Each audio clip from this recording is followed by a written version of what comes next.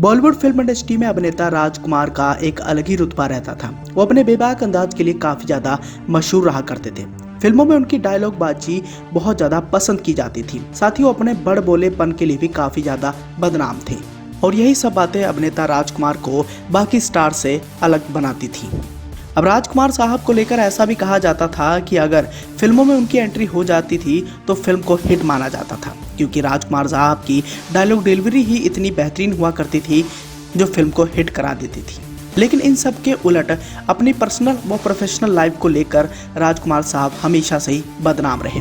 राजकुमार साहब को लेकर एक बात भी काफ़ी ज़्यादा मशहूर है कि वो किसी की भी बेइज्जती करने में कोई भी कसर नहीं छोड़ते थे। तभी तो उन्होंने अमिताभ बच्चन से लेकर धर्मेंद्र और धर्मेंद्र से लेकर जितेंद्र समेत गोविंदा जैसे स्टार्स को भी नहीं छोड़ा। लेकिन यहाँ हम आपको इस बात की जानकारी देना चाहेंगे कि राजकुमार साहब ने सिर्फ कलाकारों की ही नहीं बल्कि निर्माता निर्देशकों की भी बेइज्जती की है, और उन्हीं में से एक हैं यश चोपड़ा। फिल्म इंडस्ट्री में निर्माताओं की तरफ नजर डालें तो बी.आर. चोपड़ा के सबसे ज्यादा पसंदीदा अभिनेताओं में से एक थे राजकुमार साहब। चोपड़ा जब भी कोई फिल्म बनाने की प्लानिंग करते तो उनके दिमाग में सबसे पहला नाम राजकुमार साहब का ही आता था। लेकिन राजकुमार तो अपनी शर्तों पर काम करने वाले अभिनेता थे। उनकी हर एक जिद को पूरी करना निर्माता निर्देशकों की मजबूरी बन जाया करती थी, और इसी मजबूरी के चलते उन्हें कई ऐसे फैसले लेने पड़ते थे जो वो नहीं करना चाहते थे। लेकिन इन सब के बावजूद राजकुमार साहब की डिमांड थी। हालांकि अगर कोई निर्माता इससे इनकार करता तो परेशानी में वो फंस जाता था। अब यहाँ हम आपको इस बात की जानकारी देना चाहेंगे कि राजकुमार ने बी.आर. चोपड़ा की फिल्म फकत इसलिए छोड़ दी थी क्योंकि चोपड़ा ने सेट पर रहने की उनकी जिद को नहीं माना, और ये बात हैरत अंगेज है। अब राजकुमार साहब और यश चोपड़ा के अगर उस बेइज्जती के किस्से की बात करें तो उसकी शुरुआत होती है साल 1959 की, जब बी.आर. चोपड़ा ने यश चोपड़ा के निर्देशन में फिल्म धूल का फूल बनाने का ऐलान किया था। इस फिल्म में लीड रोल में राजेंद्र कुमार और राजकुमार साहब को साइन किया था। यश चोपड़ा उन दोनों नए थे, यानी फिल्म इंडस्ट्री में नए नए आए थे, इसलिए राजकुमार साहब फिल्म में काम ही नहीं करना चाहते थे।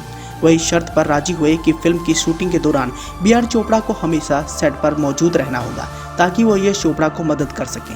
चोपड़ा ने इस शर्त को मान भी लिया, लेकिन यश चोपड़ा ने कभी भी ये कल्पना नहीं की थी कि राजकुमार साहब उनकी इस तरह बेइज्जती करेंगे। अब फिल्म की शूटिंग शुरू तो हो गई, लेकिन एक दिन चोपड़ा किसी काम में व्यस्त हो गए, इसलिए वो सेट पर नहीं पहुंचे।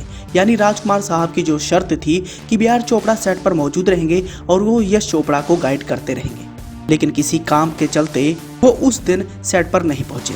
और जब राजकुमार साहब को इस बारे में पता चला तो उन्हें आने में देर लगेगी, ये बात राजकुमार को चुभ गई और वो सेट छोड़कर चले गए। बाद में जब चोपड़ा सेट पर पहुंचे तो उन्हें इस बात से काफी गुस्सा आया कि राजकुमार सेट छोड़कर चले गए। उन्होंने यश चोपड़ा को राजकुमार को मनाने भेजा, लेकिन राजकुमार नहीं माने और ना ही सेट पर वापस लौटे।